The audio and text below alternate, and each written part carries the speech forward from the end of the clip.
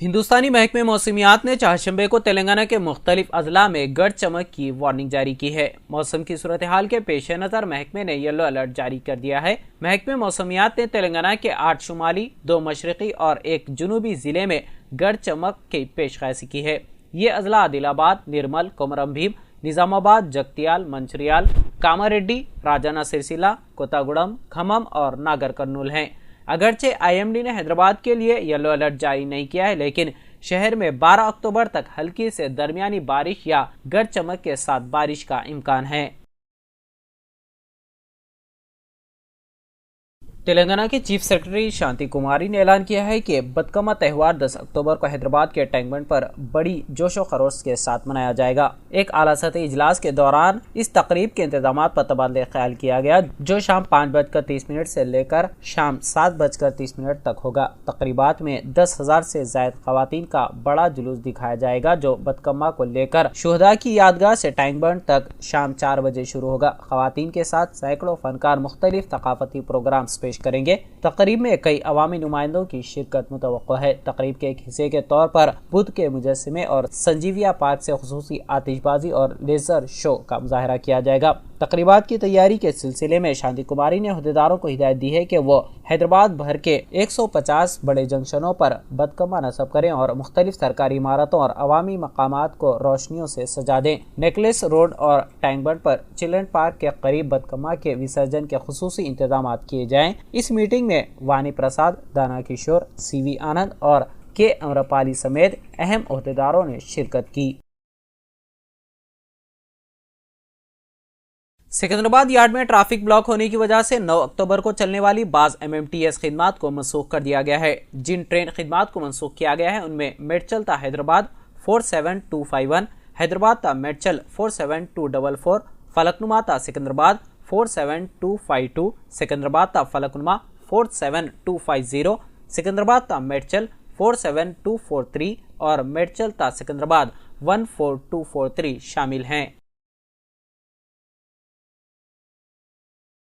سابق وزیر اعلیٰ اور نو منتخب MLA عمر عبداللہ نے یقین ظاہر کیا ہے کہ وزیر اعظم نریندر مودی جموں و کشمیر کو ریاست کا درجہ بحال کرنے کے اپنے وعدے کو پورا کریں گے۔ انہوں نے ایک انٹرویو میں کہا کہ وزیر اعظم ایک معزز آدمی ہے اور انہوں نے جموں کشمیر کے لوگوں سے ریاست کا وعدہ کیا ہے۔ مجھے امید ہے کہ وہ اس پر پورا اتریں گے۔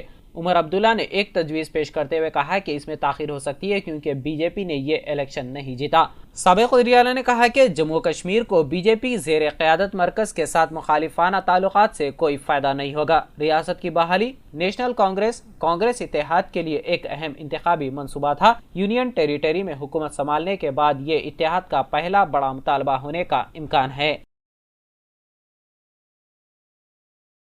تلنگانہ حکومت نے پرانی گاڑیوں کے استعمال کو بتدریج ختم کرنے کی ہمت افزائی کے مقصد کے تحت voluntary vehicle fleet modernization policy VVMP پر عمل آوری کا اعلان کیا ہے۔ ایک سرکاری بیان میں کہا گیا ہے کہ VVMP کو وضع کرنے کا مقصد ایک ایسے سسٹم کی تیاری ہے جہاں سڑکوں پر صرف فٹ اور محفوظ گاڑیاں ہی چلائی جائیں، جس سے نہ صرف روڈ سیفٹی ہوگی بلکہ ماحولیات کا تحفظ بھی ہوگا۔ اس نئی پالیسی پر عمل آوری کے ذریعے آلودگی میں بھی کمی کی جا سکتی ہے اور روڈ سیفٹی میں اضافہ ہو سکتا ہے۔ اس پالیسی کے تحت پرانی گاڑیوں کے استعمال کو ترک کرنے والے افراد کو حکومت مراعات دے گی، جن میں موٹر وہیکل ٹیکس میں رعایت بھی شامل رہے گی۔ پرانی گاڑی کا استعمال ترک کرتے ہوئے نئی گاڑیاں خریدنے والوں کو فوری طور پر موٹر وہیکل ٹیکس میں رعایت کی سہولت رہے گی اور انہیں دوسرے ٹیکسز میں بھی رعایت دی جائے گی۔ اس پالیسی کے تحت 15 سال قدیم گاڑیوں کے مالکان سہولت سے استفادہ کر سکتے ہیں۔ اس کے علاوہ سہ ماہی ٹیکس پر جرمانے بھی معاف کرنے کی سہولت دستیاب رہے گی۔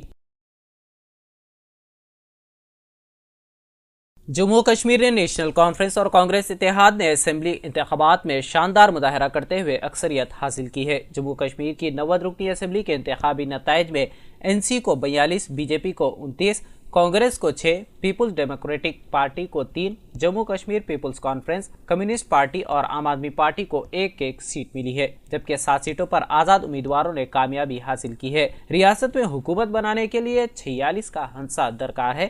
NC اور کانگریس کے اتحاد کو کل 48 سیٹیں ملی ہے۔